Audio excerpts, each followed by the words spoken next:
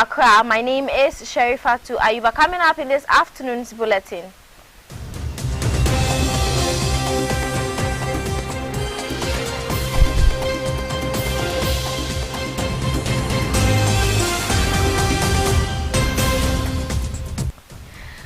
Controversial anti-LGBTQ plus bill to be reintroduced to Parliament as new bill enjoys rare bipartisan support ahead of Parliament reconvening today.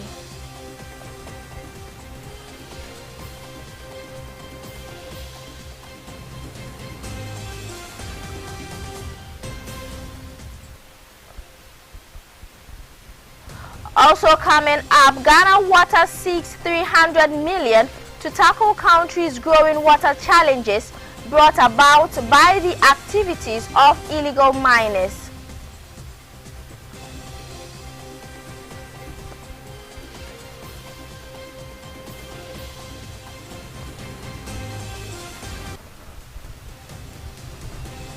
And on the international front, former France President Nicolas Sarkozy begins 5-year jail sentence for illegal financing 2007 presidential campaign with funds from Libya.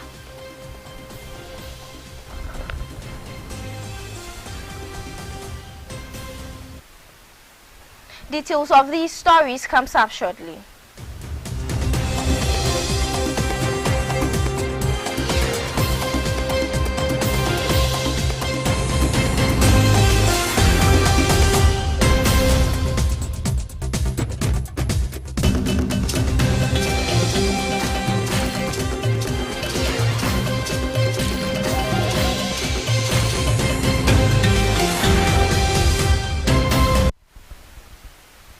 Thank you for staying with us. Remember, we are streaming live on Facebook and on YouTube at Beina TV. Now the news in details.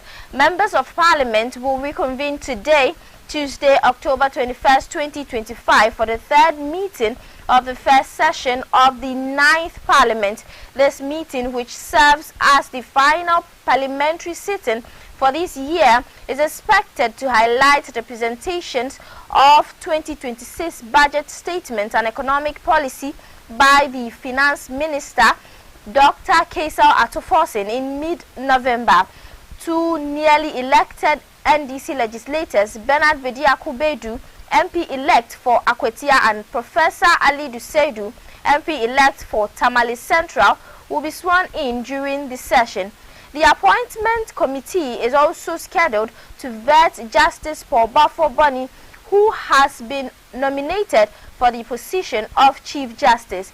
Additionally, in a renewed effort to combat illegal mining, government is expected to lay before the House a legislative instrument seeking to revoke LI 2462, which currently authorizes the President to permit mining in forest reserves. Lawmakers will also consider various national matters, including bills, motions, and policy statements from government ministries and agencies.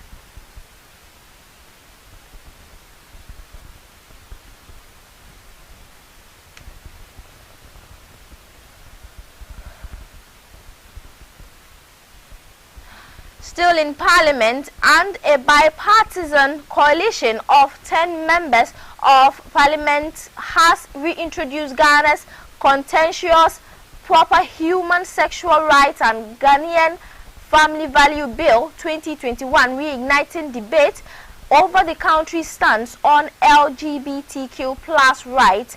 The renewed effort, led by Sam George, NDC MP for Ningo Prampram, and Intim Fojo, NPP Asin South, comes as Parliament resumes sitting on Tuesday, October 21st, 2025. The bill seeks to criminalize LGBTQ plus activities, advocacy, and funding, with penalties of up to 3 years in jail for individuals involved and up to 10 years for promoters or financiers. Despite ongoing international pressure from the United Nations and human rights groups, the sponsors insist the bill upholds Ghanaian cultural and moral values. The original version was earlier stalled this year after injunctions at the Supreme Court questioned its constitutionality. While the court's final ruling is still pending, the MPs have opted to keep the bill alive in the legislative process. The reintroduction highlights rare bipartisan unity in Parliament and is expected to dominate discussions in the coming weeks. The bill previously drew over 150 memoranda from religious groups, traditional leaders, civil society organizations, and international bodies during committee hearings. Its return is likely to rekindle public campaigns both in support of and against the legislation. The Speaker of Parliament is expected to refer the bill to the appropriate committee, formally beginning its second legislative journey. Moving on, firefighters from the Ghana National Fire Service has successfully brought under control a major fire outbreak at Katamanto, Tazani Lane, near Ecobank in Accra, in the early hours of Tuesday, October 21st, 2025. There's more in the following report. According to the Ghana National Fire Service, a distress call was received at 1:31 a.m. and the first fire appliance arrived on the scene at 1:42 a.m. 7 fire engines and a turntable ladder were deployed from the Circle, Industrial Area, Accra Regional Headquarters, Medina, and Legon fire stations, with 2 additional appliances dispatched from the National Headquarters to support the operation. The fire, which destroyed several commercial structures, was finally contained at 4:49 a.m. after nearly 3 hours of intense firefighting. Acting Chief Fire Officer Daniela Mausi Into Sapong, accompanied by the Director of Operations, the Greater Accra Regional Commander, and other senior officers, visited the scene to assess the situation and provide operational guidance. No injuries have been reported so far, and firefighting crew remain on site to completely extinguish any remaining flame. An investigation has been launched to determine the cause of the fire.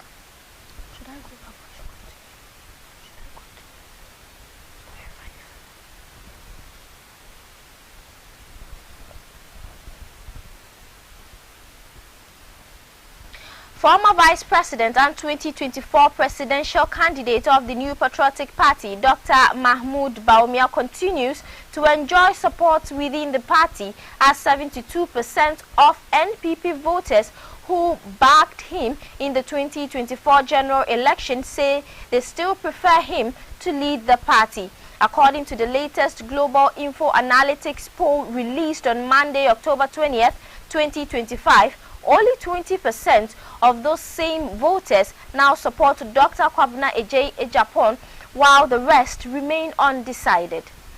The findings position Dr. Bawumia as the clear front-runner ahead of the NPP's January 2026 presidential primaries. In the Ashanti region, the party's traditional stronghold, Dr. Bawumia's popularity appears even more solid, with 73% of respondents maintaining their support for him, compared to 20% for Kennedy Ohene-Agyapong. The poll indicates that, despite internal competition, most NPP loyalists still view Dr. Bawumia as the best candidate to unify the party and advance its transformational agenda. Global Info Analytics added that its upcoming October 2025 delegates poll will offer further insight into the shifting dynamics within the NPP, but current data reaffirms Dr. Bawumia's commanding lead at both national and regional levels.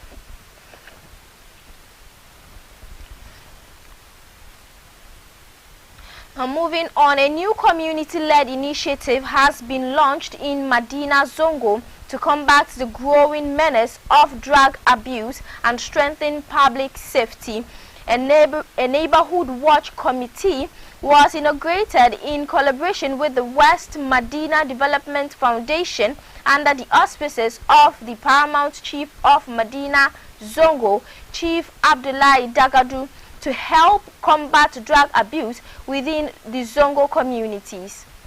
The initiative seeks to enhance community safety, prevent drug abuse, and foster collaboration between law enforcement agencies and residents. A committee made up of trained community volunteers will work to protect the youth, promote peace, and support the overall development of Medina Zongo. An organizer, Zico, explained that the decision to form the committee stemmed from the increasing rate of open drug abuse in the area. He added that people have no fear as they abuse drug openly, and this movement is meant to help curb such activities. Medina Unite Against Illicit Drug is more like a movement for the Medina community, because we've realized that the influx of drug is actually increasing. Like a lot of people are into drug offenses. You know, i.e. some are smoking in the open, they're using drugs in the open without fear of anything. You know, people are actually selling drugs in the open. And we believe that the Ghana Police Service is doing the best that they can, but they can't do all.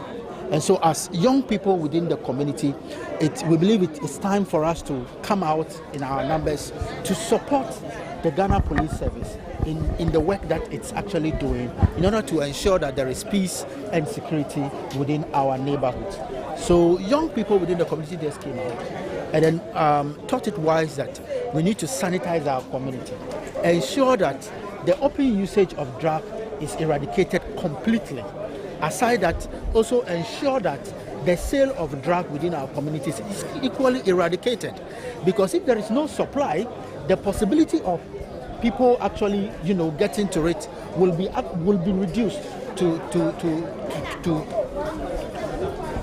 the minimum. And we also believe that, assuming we have the total number of people in Medina like 100%, we could say that only like 20% are engaged in drug-related activities. Representing the Member of Parliament for Medina, Adriana Siba, announced a donation of 10,000 cedis to support the committee's operations. She emphasized that the MP is committed to ensuring the success and sustainability of the initiative. Of Parliament, as you all know, has keen interest in the development of Medina Zongo. So when United Zongo approached him about this project, he was glad and felt that he should be actively involved in whatever that was going on to help us work on managing the crisis of illicit drug in our community. As part of his commitment, he donated 10,000 Ghana cedis to support the activity of the program. And then when he comes back, he would join to speak and follow up on the activities of the inaugurated team to see how things are going and what bottlenecks they are facing at the implementation stage. The Municipal Chief Executive, Ibrahim Failaf Hussaini, called on traditional and religious leaders to unite in the fight against drugs. Chiefs and our revered imams, I'm calling upon you. We are going to have another big forum that we are going to have this discussion to its latter. Medina must be redefined, must be reset. Medina wasn't like this. You are our parents. You know where we started from. And we know the genesis of Medina. Medina wasn't like this. So why on earth must we allow the advent of this drug abuse, the peddlers, the prostitution, the gun selling, even to an extent of alleging killing human being and burying him alive over there? Why must we allow ourselves to be entertained in this? In fact, we need your support. The police, we need your verily support. We cannot do it without you.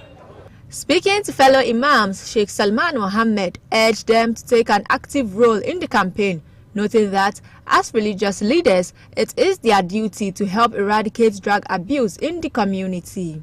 Just taking your oath, and as people of religion, oath means something very, very significant in our work. When you take an oath, it becomes binding on you to follow what is there in the content of the oath. Your duty is to ensure peace and security for this community. And you have taken the oath to do that. This is a responsibility which is first and foremost a religious one, because there is an oath attached to it. So whatever you are going to do, you do it religiously. Adding his voice, the Medina Divisional Police Commander, Superintendent Silvanus Azuri, commended the initiative, describing it as a positive step toward community policing. He said policing is a shared responsibility, adding that once peddlers are identified, the police will take swift action to arrest and prosecute them. Thank you very much. And you could hear some of the speakers were saying that it's long overdue. And policing is a shared responsibility. Police, you cannot do it alone. So this noble idea, forming this committee, will enhance or contribute and to reduce the drugs that Lord Zuko is talking about. And they will help the police identify those peddlers, and then we'll take it from there. So it's very important for us. Yeah. So let me ask you, Zuko. The initiative aims to amplify unity, responsibility, and collective action against drug menace within the community.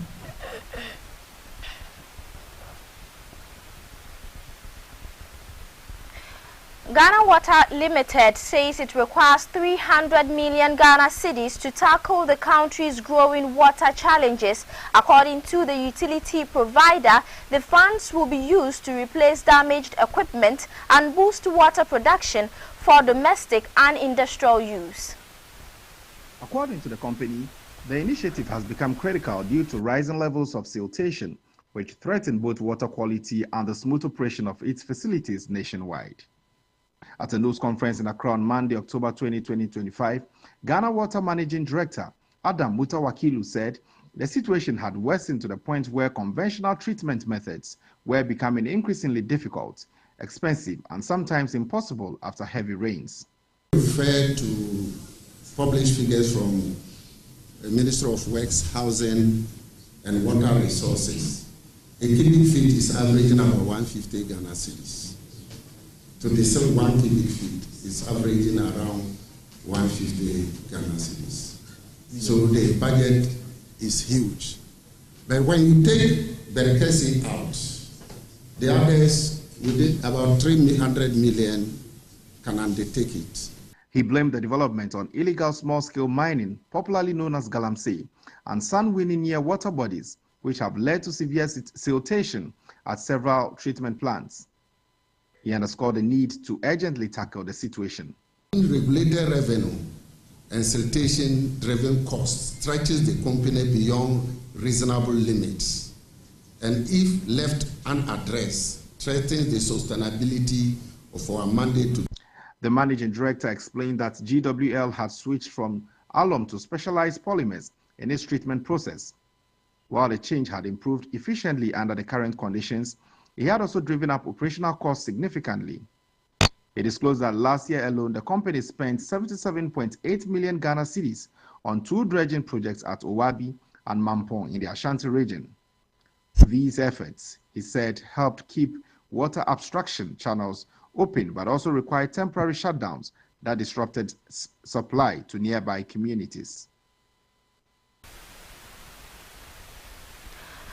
Moving on, Impact College Ghana, with a variety of nationalities and offering a wide range of programs to impact knowledge to its students, held its second graduation ceremony on Saturday, October 18, 2025 at the University of Ghana. Bena News team was there and captured the moment. Impact College is a school in Ghana that offers high-quality education in business and technology, as well as an innovative teaching environment that prepares graduates for professional achievement and career advancement. Speaking during the second graduation ceremony of the college, Director of the college, Ernest Kwabena Brobe, spoke about the reasons for its establishment, the unique attention it gives to foreigners, and praised the students as well for their academic excellence. We saw that a lot of Francophones and Spanish, when they come and learn the language, they like Ghana's education system, so they would want to do some courses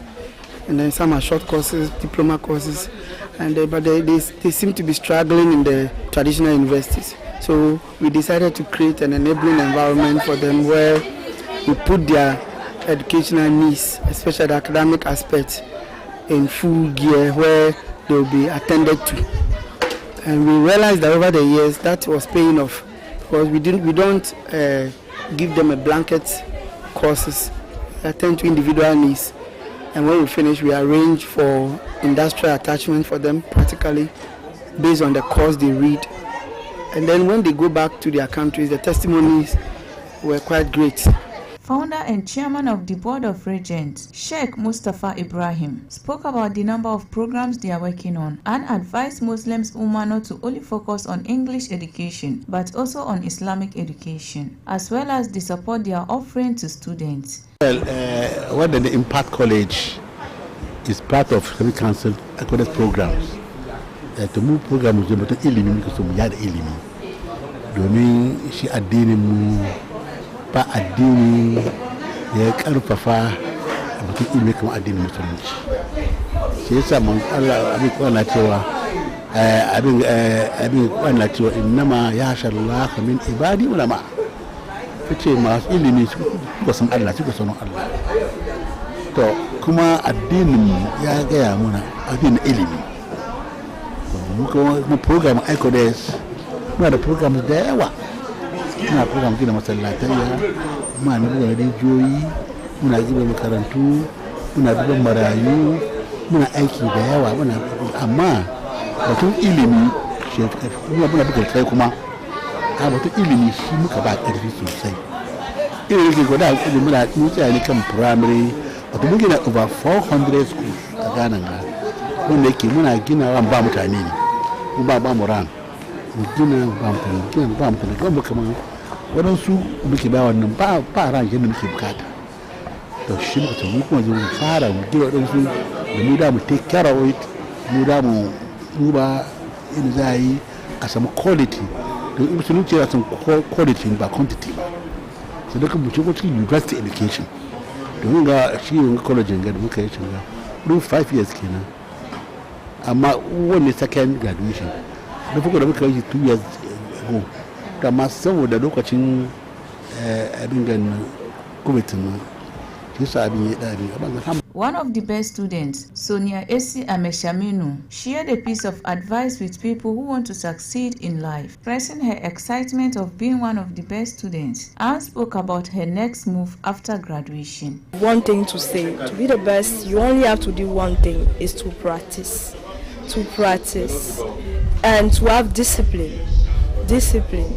Those two things are very important because it doesn't matter which talent you have, it doesn't matter how intelligent or how smart you have. As long as you don't practice or you don't have discipline, you won't be able to succeed. And on this note, we go for a quick break. We'll be back with business and more.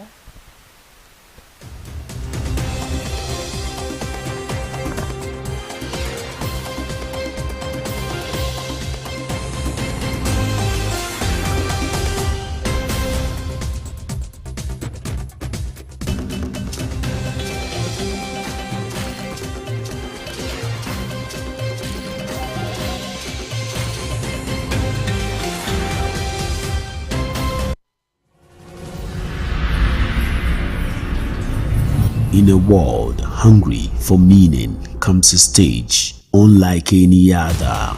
14 voices, 14 visions, one mission to inspire through talent rooted in truth. In the nights where no one hears my whispers, Allah does. A direct relationship with Him feels like melting in His arms. No shame, no confusion, no barriers, just love.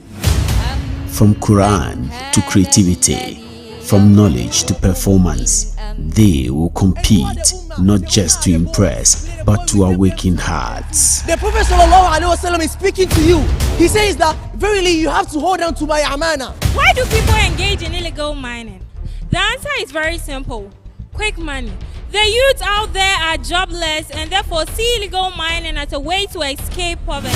I am Hamida Hussein. I am a wife, a mother, a teacher, a student, and a Muslimah. And I'm not yet done. Every child, especially the girl child, should be given that opportunity to seek both Islamic and secular education. They will be mentored by scholars, artists, and visionaries, but in the end, only one will rise. This fall, the world will witness the power of faith, art, and passion combined. This is the Show, showing Fridays at 8 p.m. only on Baina TV.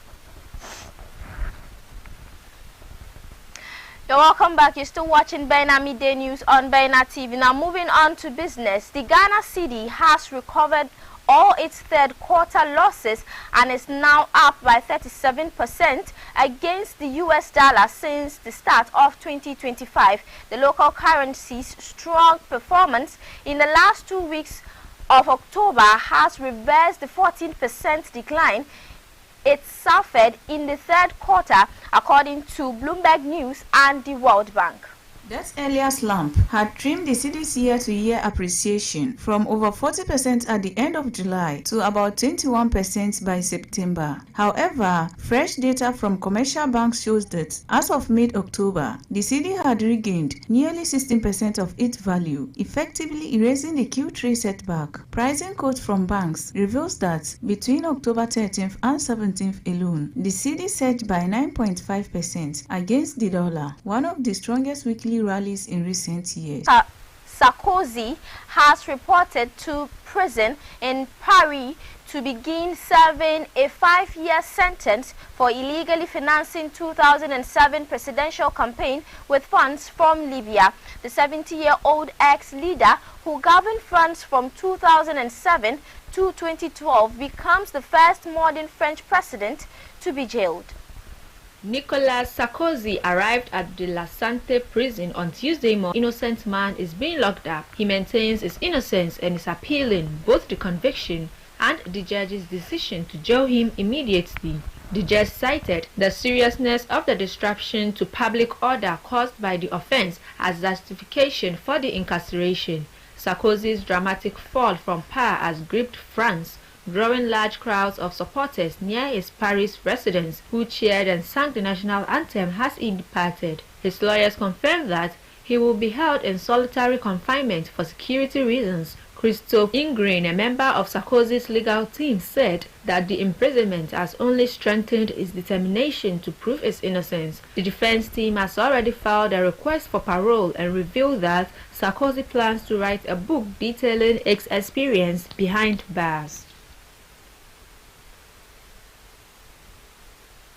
And now in sports, the British Deputy High Commissioner to Ghana, Keith McMahon, has expressed disappointment that Liverpool failed to sign Ghanaian midfielder Mohamed Kudus during the summer transfer window. Instead, the club opted for German player Florian Wirtz from Bayer Leverkusen ahead of the new season. However, the 22-year-old has struggled to impress under manager Arne Slot, going 11 games without a goal, a situation that has sparked criticism among some Liverpool fans. In an interview with TV3, McMahon, monitored by Baina News, and an ardent Liverpool fan admitted he would have preferred Kudus over Wirtz. Finally, if there's one Ghanaian player you want to play for Liverpool, who is that Ghanaian player? Yeah, the man is amazing. I don't know why we didn't buy him from West Ham. I would have bought him before Wirtz. So I think he's an amazing